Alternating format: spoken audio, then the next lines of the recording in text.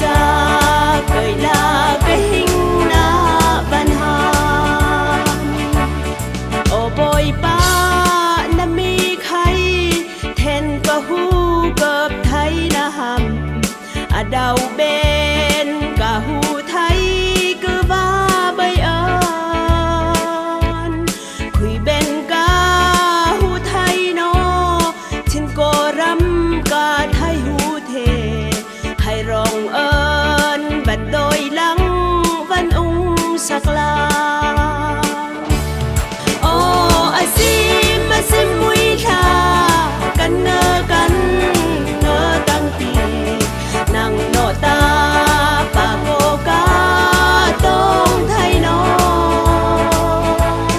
hình rơ cái chân có khuy à và dinh dối cấp là thằng cả cha cười là cái hình na văn hà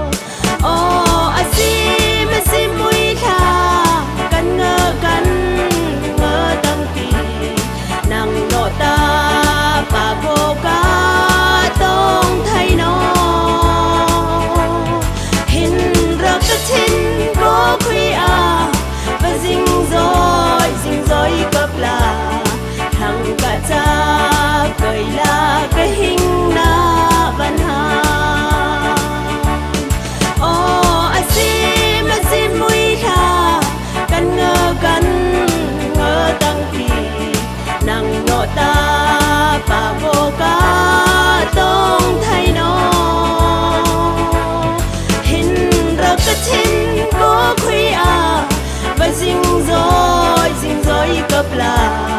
thằng cả cha cười là cái hình